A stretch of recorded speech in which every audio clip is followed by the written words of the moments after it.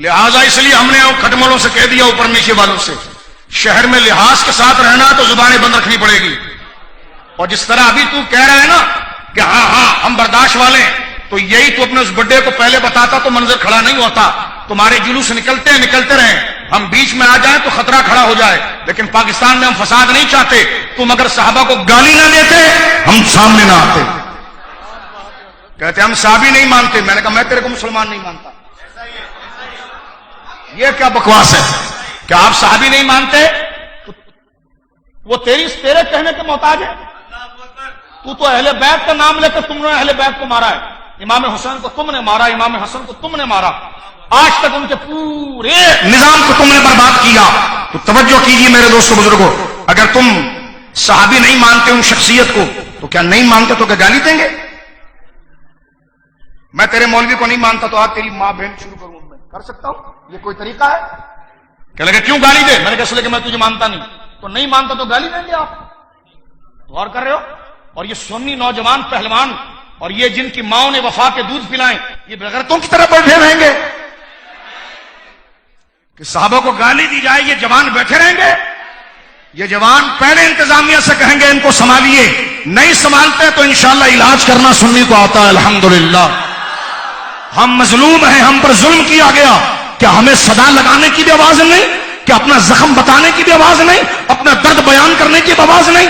گلیوں میں منبروں پر تم سیدہ عائشہ کو گالیاں دو، حضرت معاویہ کو گالیاں دو، سیدنا صدیق اکبر کو گالیاں دو، جن کے ناموں سے یہ مسجد کے مینار سجے ہوئے ہیں. وہ ہمارے نزدیک ایمان ہے، ہمارے باپ سے عزیز ہے.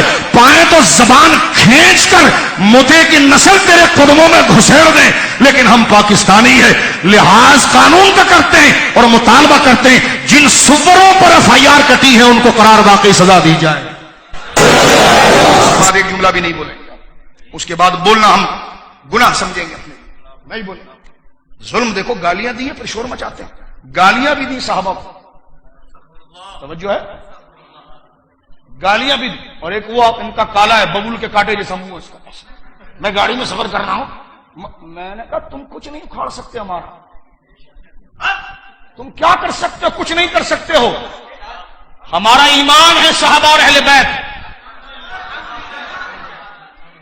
تو لہذا سنیو، آپ کی اپنی دیکھو، ہم کسی کو چھیڑتے نہیں، لیکن جو چھیڑ دے تو پورا ہاتھ دیتے ہیں پھر اس کو ہم. یہ یاد رکھنا.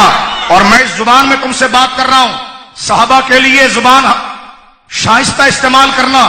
پہلی بات تو تیری گندی زبان اس لائق نہیں کہ اس پہ صحابی کا نام آ جائے. کہتے ہم مانتے نہیں. میں نے کہا مان لیتا تو مسلمان ہو جاتا، نام مان کر ہی تو کھڑا ہے یہاں پر.